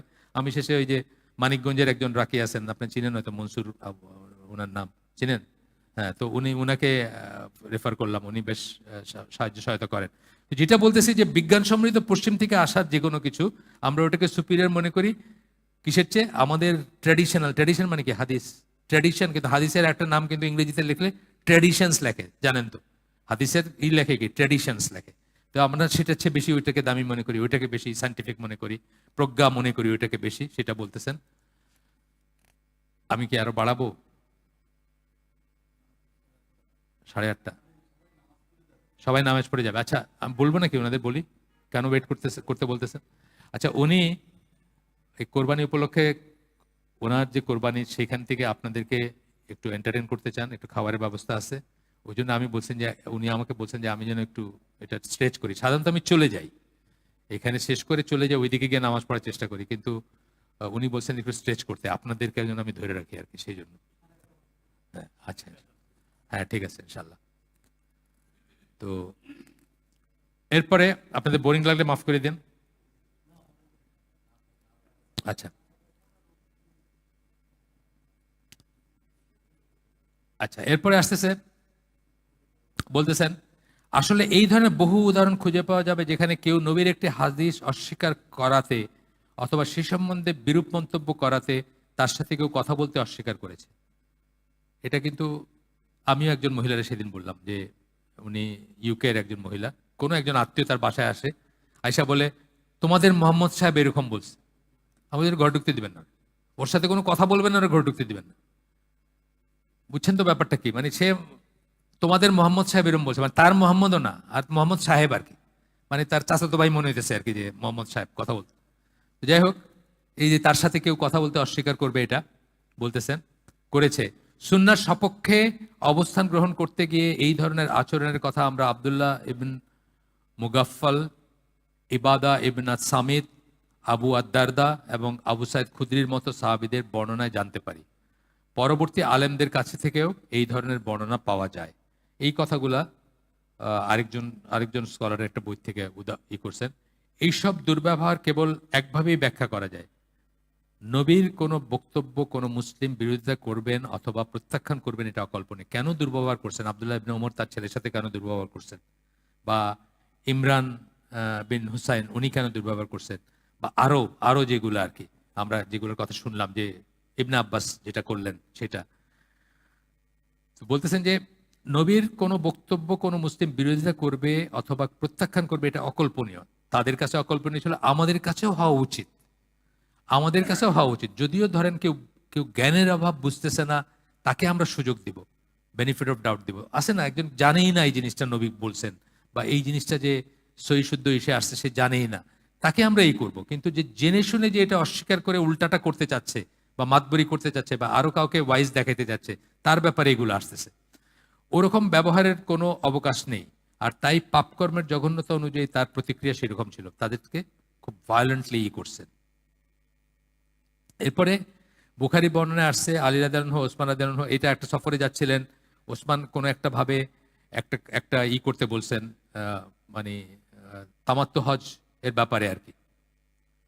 একই নিয়তে মাঝখানে একটি বিরতি দিয়ে হজ এবং উমরাকে সম্পাদন করা, যেটা তামাত্তু হজ, সেটা কোনো নির্দিষ্ট কারণবশত আর কি লোকজনকে মুতা সম্পাদন করতে বিরত রাখছিলেন। ওসমান বলছেন, ওসমান খলিফা তখন বলতেছিলেন যে এটা করো না, অন্যরকম করো বা এই করো। তখন আলী রাদিয়াল্লাহু আনহু বললেন, আমরা মাঝখানে একটি বিরতি সহ হজ এবং ওমরা জন্য আসছি। ওসমান তখন বললেন, আলীকে বললেন যে তুমি দেখতেছো আমি মানুষটিরে অন্যটা বলতেছি আর তুমি এটা বললা, তুমি দেখছো যে আমি লোকজনকে এটা করা থেকে বিরত রাখছি, অথচ তুমি তাই করছো। মানে তো আমি তো মানুষকে না করছি যে এটা করো না, কিন্তু তুমি বলতেছো তুমি সেটাই করবা। তখন আলী বললেন যে আমি মানবজাতির কারো বক্তব্যে আল্লাহ রসুলের সুন্নাহ পরিত্যাগ করতে পারি না। এটাই ছিল তাদের আন্ডারস্ট্যান্ডিং, যে মানুষের অন্য কোনো মানুষের কথায় আমি আল্লাহ রসুলের সুন্নাহ পরিত্যাগ করতে পারি না। আপনি খলিফা, আমি মানি, সব ঠিক আছে, কিন্তু আমি এটা করতে পারি না। এবং এরকম আরো বলছেন, এই যে পরবর্তীতে মুআবিয়া রাদিয়াল্লাহু আনহু যখন ওই ফিতরার ব্যাপারে একটা ডিফারেন্ট দিলেন, অনেকেই অস্বীকার করছেন যে খলিফা বলছে তো কি হয়েছে, খলিফা বলছে তো কিছু আসা যায় না, রসুল কি বলছেন ওটা হচ্ছে ইম্পর্টেন্ট। এটাই আমাদের লাইন হওয়া উচিত। আমরা সবসময় বলি যে সর্বোচ্চ আনুগত্য আমাদের কাদের, শাসকের প্রতি, মুসলিম শাসক, তারপরে বাবা মায়ের প্রতি, তারপরে হচ্ছে ওয়াইফের, হাজব্যান্ডের প্রতি। সেই আনুগত্য থাকবে না যখন আল্লাহ বিরুদ্ধে কোনো আদেশ দিবেন, শেষ। নবীর সাহাবীরা আল্লাহ অথবা তার রসুলের কর্তৃত্ব ছাড়া আর কারো কর্তৃত্ব মেনে নিতেন না। এই যে আলীর এটা থেকে বললেন, এইখান থেকে সাহাবীরা জানতেন যে ইসলামের ভূমিতে সর্বোচ্চ কর্তৃত্বের অধিকারী হলেও তিনি যদি হনও, তিনি যতই পরেজগার হন না কেন, তিনি এমন কোনো কথা বলতে পারেন না যেটা সুন্নাহ বিরুদ্ধ বা সুন্নাহর সাথে কোলিনিয়ান না, অ্যালাইন না। এই গেল। এরপরে ওমর রাদিয়াল্লাহু আনহু, তাদের পন্থার, সাহাবীদের পন্থা একই ছিল গেল। আমরা কনক্লুশনে আসছি। কনক্লুশনটা কি? কনক্লুশন মানে এতক্ষণ যা পড়লাম সামারি করতেছে আবার। ক, দিনের জ্ঞানের ব্যাপারে যারা সর্বোত্তম ও সবচেয়ে জ্ঞানী ছিলেন সেই প্রজন্ম, অর্থাৎ সাহাবীদের মাঝে এই ব্যাপারটার একটা ঐক্যমত্য ছিল যে নবীর সুন্নাহ অনুসরণ করাটা তাদের জন্য অবশ্যকরণীয়, ফরজ বা অব্লিগেটরি। এবং তাদের কেউই নিজেকে এই বাধ্যবাধকতার ঊর্ধ্বে বলে কখনো দাবি করেননি। এটা কিন্তু অব্লিগেটরি বলতে আমরা বোঝাচ্ছি কনসেপ্ট অফ সুন্নাহ, যেটা সবকটা সুন্নাহ না। কিন্তু যখন আপনি আমলগুলার ব্যাপারে আসবেন, আমলের ভিতরে নানা পর্যায়ে আছে না, কোনটা ফরজ পর্যায়ের আমল, কোনটা ওয়াজিব পর্যায়ে, কোনটা মুস্তাহাব, কোনটা মুবা, সেইখানে আলাদা হয়ে যাবে। কিন্তু সুন্নাহ বলতে কনসেপ্ট অফ সুন্নাহ যেটাকে বলতেছে, সুন্নাহ অনুসরণ করা মানে আল্লাহ রসুল যখন যেটা করতে বলছেন সেটা করা, যেটা নিষেধ করছেন সেটাতে বিরত থাকা। খ, নবীর মৃত্যুর পরে মুসলিমরা তখনও একমত ছিলেন যে তাদের অবশ্যই নবীর সুন্নাহ অনুসরণ করতে হবে, তাদেরকে অবশ্যই নবীর সুন্নাহ অনুসরণ করতে হবে। এটার ব্যাপারে সাহাবীদের ভিতরে কোনো দ্বিমত ছিল না। 3 নাম্বার, গ, জীবনের প্রতিটি ক্ষেত্রে ইবাদত থেকে রাষ্ট্র পরিচালনা, ইবাদতের ব্যাপার তো আছেই, রাষ্ট্র পরিচালনার ব্যাপারও সব ক্ষেত্রে নবীর সুন্নাহকে প্রয়োগ করতে হবে। এমনকি রাষ্ট্রের যিনি প্রধান, তারও নবীর সুন্নাহর বিপরীতে শাসনকার্য পরিচালনা করার অধিকার নাই। এইটা ছিল তাদের আন্ডারস্ট্যান্ডিং। এইটা আস্তে আস্তে over the period of time আমরা সরে গেছি এটার থেকে।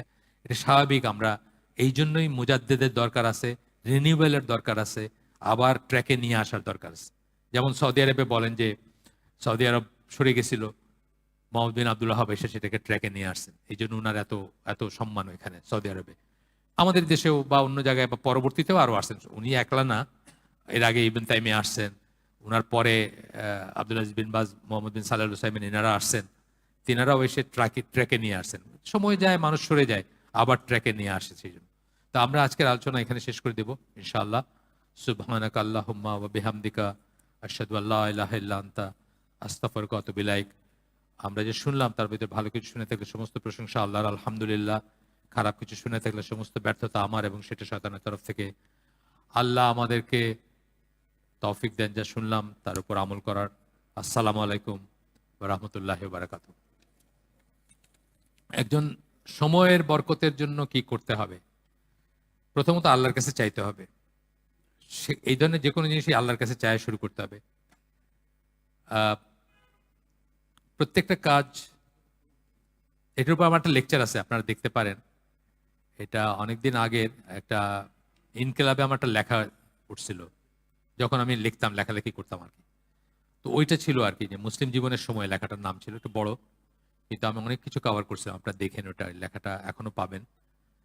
দরকার হলে আমিও দিতে পারবো, যদি আপনাদের থাকে, মানে যোগাযোগ থাকে আমার সাথে, দিতে পারবো। তো বরকতের জন্য কি করবেন? প্রথমে সময়টা কি এটা রিয়েলাইজ করা। সময়টা হচ্ছে আমাদের জীবন, তাই না? প্রত্যেকের সময়টা হচ্ছে তার জীবন।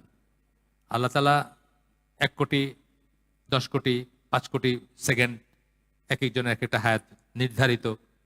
1 সেকেন্ড গেল মানে এটা আর কখনো ফিরে আসবে না। সময়টা একটা সম্পদ। আমি যখন বলি যে নিয়ামত 4টা ফর্মে আসে: সময়, সম্পদ, শ্রম, মেধা। সময় একটা নিয়ামত, সম্পদ একটা নিয়ামত, টাকা পয়সা। শ্রম মানে আপনার সুন্দর স্বাস্থ্য দিয়েছেন, এটা একটা নিয়ামত। আর মেধা, আপনাকে চিন্তা করারই দিয়েছেন, এটা একটা নিয়ামত। এই 4টা ফর্মের নিয়ামত আসে। সময় হচ্ছে সবচেয়ে দামি এর ভিতরে। সময় কেন দামি? এটাকে প্রিজার্ভ করা যায় না। সময়কে আপনি ফ্রিজে রেখা কালকে খাইতে পারেন না, ব্যাংকে রেখা 10 বছর পরে টাকা খাইতে পারেন, কিন্তু সময় খাইতে পারেন না। গেল মানে চলে গেল। চলে গেলে যে জিনিসটা চলে যাচ্ছে সেটা আইদার আল্লাহর সন্তুষ্টিতে গেছে অথবা যায় নাই।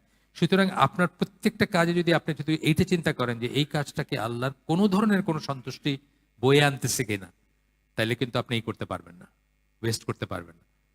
তো আমার ছেলের একটা লেকচার আছে, মাস 1.5-2 আগের, সব সমস্যার এক সলিউশন।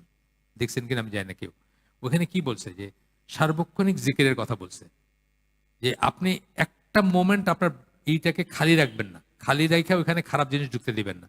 ধরেন আপনার মনে হলো যে আপনি এখন মোবাইল ফোনে একটু ফেসবুক দেখবেন, সাথে সাথে আপনি জিকির করতে শুরু করে দেন। মানে এটা হচ্ছে একটা ওয়ে আর কি। যে প্রথমত আপনি চিন্তা করলেন যে এই কাজটাকে আল্লাহর কোনো দিক দিয়ে কোনো সন্তুষ্টি বয়ে আনবে কিনা। যদি না আনে তাহলে আপনি একটা ব্রেন টক মনে করবেন, এটা হলো বাজে খরচ, সময়টা চলে গেল, ড্রেনে চলে গেল, আপনি ওটা থেকে নিজেকে ফিরে আনবেন। আরেকটা জিনিস হচ্ছে আল্লাহর স্মরণ। স্মরণ অনেক ফর্মে হইতে পারে, যে ফর্মে আপনি করতে চান। সেটা কোরআন পড়া হইতে পারে, সেটা একটা জাস্ট রাস্তায় বিলবোর্ড দেখার চেয়ে আপনি লা ইলাহা ইল্লাল্লাহু ওয়াহদাহু লা শারীকা লাহু লাহুল মুলকু ওয়া লাহুল হামদু ওয়া হুয়া আলা কুল্লি শাইইন কাদির পড়তে পড়তে যান।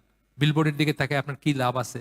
একটা পাপ হবে বা 2টা পাপ হবে। অহেতুক ভেন্টক যেটাকে আমরা বলি, অহেতুক কথা বলতেছি আপনার আমি, মানে ধরেন কোরবানির গরু কত দিয়ে কিনছেন, তো আমারটা এই ছিল, কি কি লাভ আছে? এটা আল্লাহর সাথে আপনার হিসাব, কোরবানির গরু কি কিনছেন, তাই না? তো এইগুলো ভেন্টক করবেন না, ইনশাল্লাহ বরকত হবে। তবে এইগুলো সবকিছু চাইতে হবে আল্লাহর কাছে। আল্লাহর কাছে শুরু, চাওয়ার থেকে শুরু করতে হবে। চাইতে হবে যে আল্লাহ আমার সময়ের বরকত দাও। বাপরে, খুব সুন্দর হাতের লেখা। কোন ক্ষমতার ব্যক্তি যদি আমাকে শাস্তির হুমকি দেয় তাহলে আমার প্রচুর ভয় হয়। আবার কোনো সম্পদশালী ব্যক্তি আমাকে পুরস্কৃত করার কথা বললে তখন আমার খুব আনন্দ লাগে। কোনো কর্তৃত্বশীল ব্যক্তি আমাকে কিছু আদেশ করলে আমি সানন্দে তা গ্রহণ করি ও বাস্তবায়ন করি। কিন্তু বিষয়টা ইবাদত ও সৃষ্টিকর্তা সম্পৃক্ত হলে আমার যেরকম অনুভূতি হওয়ার দরকার তেমনটা হয় না। এর পরিত্রাণের উপায় কি? কতগুলো আছে টেম্পোরারি লাভ, লাভ মানে প্রফিট, বেনিফিট, টেম্পোরারি বেনিফিট আছে কিছু। আর কতগুলো আছে পার্মানেন্ট বেনিফিট। এখানে যেটা হয়েছে, আপনার ইমানটাকে মানে তরতাজা করা দরকার, এবং কোন ব্যাপারটা বেশি লাভের সেটার উপরে আপনার দৃঢ় বিশ্বাস থাকতে হবে। কোন জিনিসটা বেশি লাভের? একটা বাচ্চা ছেলে আপনাকে বলছে একটা চকলেট দিতে, আপনি বললেন যে আমি তো ভুলে গেছি, আনি নাই, কালকে দেই, 2টা দেই। বসে বলছেন না, এখনই দরকার। তুমি কেন আনো নাই, আবার নিয়ে আসো গিয়ে। কারণ সে কালকে দিলে যে 2টা পাবে ওই লাভটা বুঝতে শিখে নাই। কিন্তু আল্লাহ আপনাকে এই দুনিয়া অনেক কিছুতে বিরত থাকতে বলছেন, কিন্তু বলছেন যে যদি বিরত থাকেন আপনি জান্নাতে এটা পাবেন, ABCDE। এই বিশ্বাসটা যদি আপনার থাকতো তাহলে আপনি ওইটাতে বেশি আনন্দ পাইতেন এটার চেয়ে। ওই বিশ্বাসটা আপনার পোক্ত না, যিনি প্রশ্নটা করছেন। আমি বলবো বিশ্বাসের উপর একটু মেহনত করতে। বিশ্বাসের উপর মেহনত করার কিভাবে ইমান বাড়বে? 3টা জিনিস আমরা বলি, 3টা আমি তো পড়তেছি, একটা একটা হালাকা হচ্ছে এটা নিয়ে, শুক্রবার সকাল 10:30 হালাকা। প্রথমটা হচ্ছে কোরআন পড়বেন প্রতিদিন, এবং একটা আয়াত পড়লেও সেটার অর্থটা বুঝে, অর্থটা চিন্তা করে পড়বেন। একটা আয়াত পড়েন প্রতিদিন, অভ্যাস করে ফেলবেন এটা। 2 নাম্বার হচ্ছে আল্লাহর নাম সিফাতগুলো নিয়ে চিন্তা করবেন, আল্লাহকে জানবেন, তবে বুঝবেন যে বেনিফিট কোনটায় বেশি, কোনটা শুনলে বেশি আনন্দ হবে। আল্লাহ যেটা পুরস্কার দিতে বলছেন ওইটাতে আনন্দ হবে না, বিত্তশালী বলতেছে সেটাতে আনন্দ হবে, সেটা তখন বুঝবেন যে প্রপার জায়গায় যাবে। আর 3 নাম্বারটা হচ্ছে রসুলের সিরা পড়বেন। এই 3টা হচ্ছে ইমান বৃদ্ধি করার প্র্যাকটিক্যাল ওয়ে। জোহরের ওয়াক্ত মসজিদে গিয়ে যদি 4 রাকাত সুন্নত পড়ার সময় না পাই, তাহলে কি সুন্নত বাদ দিয়ে তাহিয়াতুল মসজিদে 2 রাকাত সালাত পড়তে পারবো? সুন্নত 2 রাকাত সালাত তো সুন্নত, তো জোহরের কথা বলছেন, তো জোহরের সুন্নত 2 রাকাত, এটাও কিন্তু একটা মত। 2 2 4 একটা মত, আর শুধু 2 একটা মত। শুধু 2 রাকাত জোহরের সুন্নত পড়েন, ওইটা পড়লে তো তাহিয়াতুল আর তো বসতে কোনো সমস্যা নাই, আপনার ওইটা হয়ে গেল। সালাত পড়ে বসতে পারেন আপনি, ওইটা পড়লেন, ওইটাই বেস্ট। শেষ। আরেকটা আছে বড় একটা ঘটনা শুনেছিলাম, নবীজি একজনকে একটা পদ্ধতিতে চাষ করতে বলায়, হ্যাঁ দিনই ব্যাপারে, রাইট, বদর যুদ্ধের শিবির স্থাপনের, রাইট। হ্যাঁ, মানে এটা তো আমরা এখানে আলোচনা করছি না যে কতগুলা জিনিস মানুষ হিসাবে বলছেন উনি, ওয়াহি ভিত্তিক জিনিসগুলো আমাদের জন্য শিরোধার্য। মানুষ হিসাবে যেগুলো বলছেন সেগুলো আমাদের জন্য শিরোধার্য না, আমরা চাইলে সেটা করতে পারি, চাইলে নাও করতে পারি। বদর যুদ্ধে যেটা বলছেন, যিনি প্রশ্ন করছেন উনি বলছেন, এটা সবচেয়ে বড় এক্সাম্পল দিয়ে যে সেই কৃতদাসী, যিনি আল্লাহ রসুলের ওয়াইফের কৃতদাসী ছিলেন, তাকে আজাদ করার পরে তার এক্স হাজব্যান্ড যিনি কৃতদাস, উনি সুপারিশ করছিলেন যে তাকে যেন না ছেড়ে দেয় তার বউ। তখন আল্লাহ রসুল যখন তাকে বলছেন, ওই মহিলা আল্লাহ রসুলকে জিজ্ঞেস করছে, আপনি আমাকে আদেশ করতেছেন না সুপারিশ করতেছেন? আদেশ করলে এটা নবী হিসাবে করতেছেন, সেটা তো মানতেই হবে। আর সুপারিশ করলে, যখন আল্লাহ রসুল বলছেন যে না আমি শুধু সুপারিশ করতেছি, যে আমার এটা দরকার নেই, তারে দরকার নেই আমার, মানে আল্লাহ রসুলের কথা তিনি শুনবেন না, সেই কথাগুলো বলা হয় নাই। যেগুলো মানুষ হিসেবে বলছেন এগুলো সাহাবীরা বুঝতেন, ডিফারেন্সিয়েট করতে জানতেন, সেগুলো আসতেছে না। যেগুলা ওয়াহিভিত্তিক কথা বলছেন, আমরা এই যে যত হাদিস পড়লাম সব ওয়াহিভিত্তিক কথা নিয়ে কথা বলতেছি না। খেজুরের ওই যে চাষের ব্যাপারটা যেটা বলছেন, ওটা আল্লাহ রসুল নিজেই বলছেন। আল্লাহ পলিনেশন, আর্টিফিশিয়াল পলিনেশন করতেন, আর্টিফিশিয়ালি মেল ফিমেল ওই ফুলগুলাকে মিশাই দিতেন যাতে খেজুরেরই হয়। তো আল্লাহ রসুল দেখে খুব অবাক হয়েছেন, কোনোদিন দেখেন নাই যে এটা কি হইতেছে। তো ওইটা তো ওনারা মনে বুঝছেন যে আল্লাহ রসুল বোধহয় নিষেধ করছেন, তো ওনারা এটা করার থেকে বিরত থাকছেন। তারপরে ফসল খারাপ হয়েছে, ওনারা এসে বললেন আপনি বললেন আমরা তো এরকম করলাম, বলে এটা তো তোমরাই ভালো বুঝো, দুনিয়াবী জিনিস তো তোমরা যেটা এক্সপিরিয়েন্স আছে তোমরা সেটা মতো করবা, আর দিনের ব্যাপারে আমরা যেটা আমি যেটা বলছি ওটা তোমাদের জন্য, ওটা তোমরা মেনে চলবা। আল্লাহ রসুল নিজেই বলে গেছেন এটা। জি, এটা কোনো সংশয় নাই। আসসালামু আলাইকুম। জি বলেন। না, এটা বলা উচিত না। হ্যাঁ, তাহলে মনে হয় আর পড়তে হবে না, কারণ বসার জন্য, বসার রিকোয়ারমেন্ট